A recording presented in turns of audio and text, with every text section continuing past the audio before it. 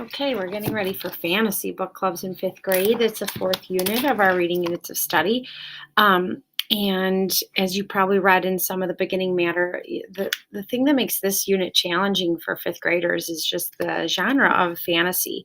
It presents, a whole nother layer of needing to read closely for details and analyzing the setting and the characters and even the plot events because they really suspend our idea of reality and anything is possible. So readers need to just pay close attention to what the world they're reading about is like. So to get us started, and we're really just today trying to understand how to keep our teaching points memorable, repeatable, and if you can add a visual or a gesture that helps you stay on track, and then the kids also know when to pull out the strategy that you're sharing with them.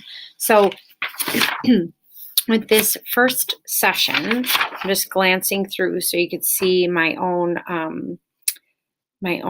thought process because you'll be doing this in just a few minutes. Um, it starts out, it's called researching the setting. Then in this session, it says you'll teach students that fantasy readers research the setting by investigating clues about the time period and important magical elements using covers, blurbs, and details from the beginning of the story. This is kind of reminding me of earlier years, like even down to first grade, second grade, they talk a lot about taking sneak peeks, like, oh, we sneak peek into the book before we start reading. So if you need to bring out that language at some point, you can, although at least in this first year, not everyone's had that background. Um, so anyway, later, the teaching point says, today I want to teach you as fantasy readers, your first task is to figure out not just where your story happens, but what kind of place it is.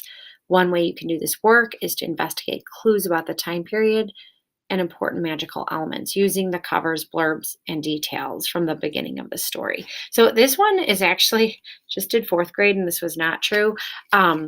It says the same thing in the session and in the teaching point. And even when I flipped through here and looked at the anchor chart, it's pretty consistent as well, researching the setting. And then they add, if you're ready for it in this session, asking who has the power. That's like character clues. Well, who has the power and what is our evidence in the world? How does it work? So anyway, my point today is let's keep the teaching point short, memorable, repeatable, and then get to the actual work of doing it. So you can hook on to whatever words have power for you so that you can repeat them more naturally and then the kids can too. That word clues is popping out to me. Setting was repeated several times. And then the magical elements. I feel like those are three huge things. So I might say something like, readers, today we need to really gather clues about the setting of our new books. And not just, this isn't like our world that we live in. We need to pay attention to magical elements, how things work, what kind of world are our characters living in. So in order to do that, before you even start, you need to pick up your book and look for these clues. Look on the front cover, on the back cover, on the inside of the jacket, on the, if there's a table of contents, or that's not what it's called in fiction, but your chapter titles. And sometimes even there's like a map of the world that you're dealing with right at the beginning. So what's important to remember, fifth graders, is that before we even get started, are pulling clues about the setting and where this book is going to take place. What kind of world is it? So that's the piece I guess I would keep repeating, is we're picking up clues right from the start about the world. And then once you start reading, you pick up more clues and add those into your collection of evidence about the world that these characters are living in. So I would just keep saying that those words, clues, walk them through a few places to start and remind them that they're always paying attention to clues about the setting, but especially at the start of a new fantasy novel. So hopefully that helps.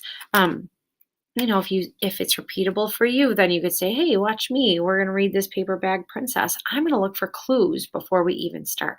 So, look at the cover. There's a dragon. Looks like she's not dressed very well. These are clues about what kind of setting this is. Look at the back, see if there's any clues there. And then right at the very beginning, um, here's how the story starts. Let's see what clues we find about the setting.